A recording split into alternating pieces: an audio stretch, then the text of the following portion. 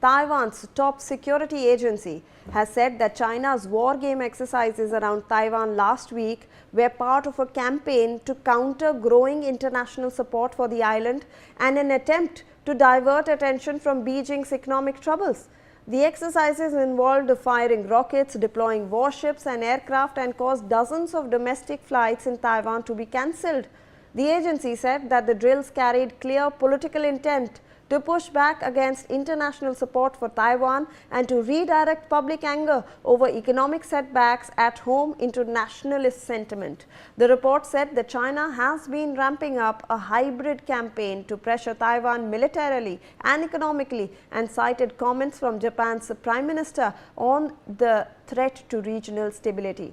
The report also said that China used state media, AI-generated content and online troll armies to amplify its narratives, cast doubt on Taiwan's military capabilities and undermine trust in the president and the US, while Taiwan received over 2 million cyber attacks during the drills. Beijing has also banned 2 Taiwanese ministers and their relatives from entering China, Hong Kong and Macau for alleged separatist activities, prompting a strong protest from Taipei.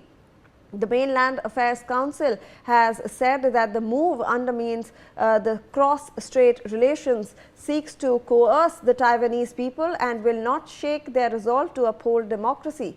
China has now listed 14 people as cessationists, including Taiwan's Vice President, National Security Chief and Defense Minister, and said that a prosecutor accused of aiding separatist activities will be held accountable for life. Beijing has said that the actions are aimed at safeguarding national sovereignty, while Taipei said that Chinese laws do not apply in Taiwan. The announcement comes a week after China conducted massive war games around the island, firing rockets and deploying warships and aircraft, causing flight cancellations and drawing concerns from regional allies. To discuss this further, we have Group Captain UK Devnath with us, who is a former Indian Air Force officer. Thank you so much, sir, for joining us on the broadcast. A very good afternoon to you. We appreciate your time. So, when we are looking at this entire Taiwan-China issue, obviously, this has been going on since a long time.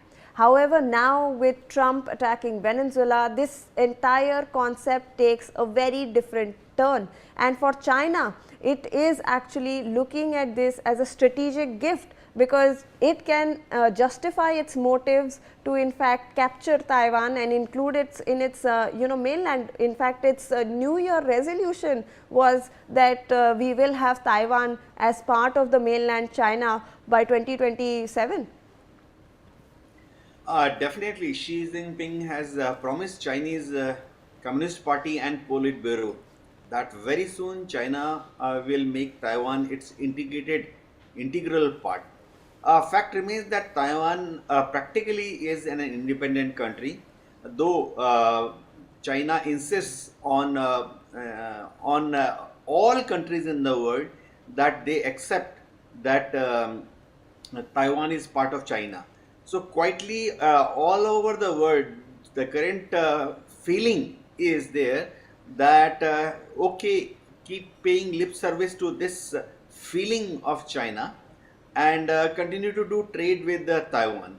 That's what the policy USA, European Union countries, most of the Southeast Asian countries are following. Japan, South Korea, Philippines, they all continue to trade with Taiwan.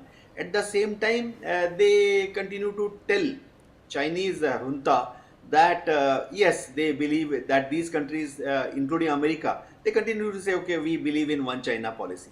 Fact remains that China has carried out these military exercises around Taiwan last year also. This time about 200 Chinese Air Force, PLA Air Force fighters have flown almost adjacent to ADZ, that is Air Defense Identification Zone of Taiwan. And China fired 27 long-range surface-to-surface missiles on sea, north of Taiwan, south of Taiwan. Attempt is to intimidate the ruling coalition party in Taiwan to be afraid of China. But will China ever be able to take over Taiwan by force?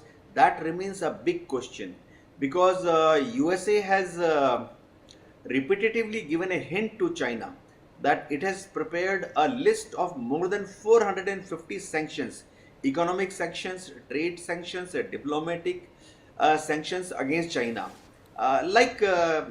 Similar sanctions USA has applied on Iran, on Russia.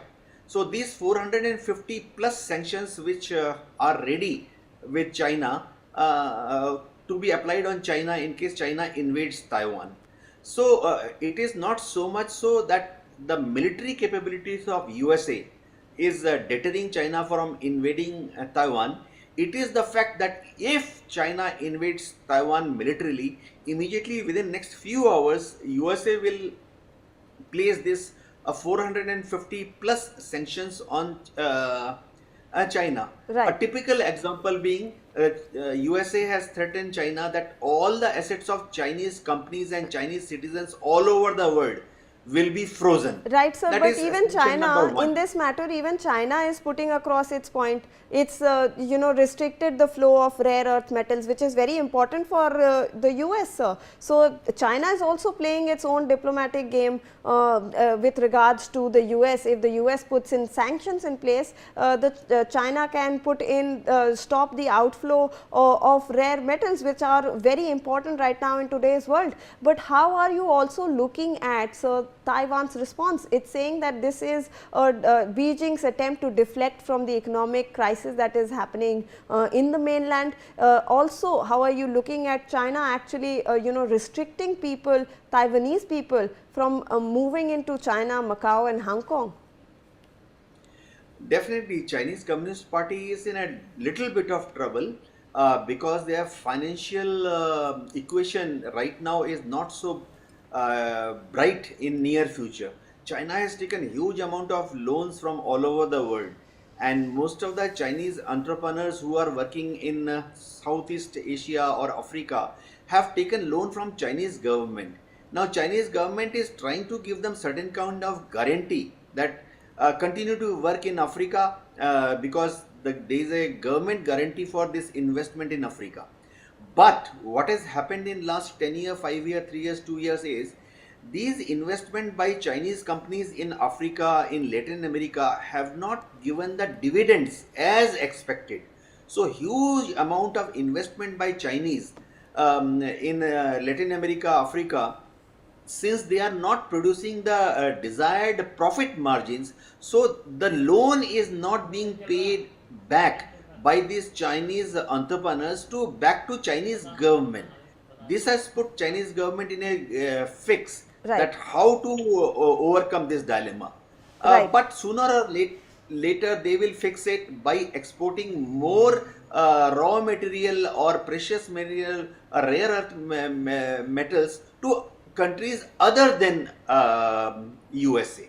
Right, all Yes. right. Thank you so much, sir, for joining us on the broadcast and providing us with that valuable perspective on the issue. With that, we are wrapping up this bulletin and slipping into a short break.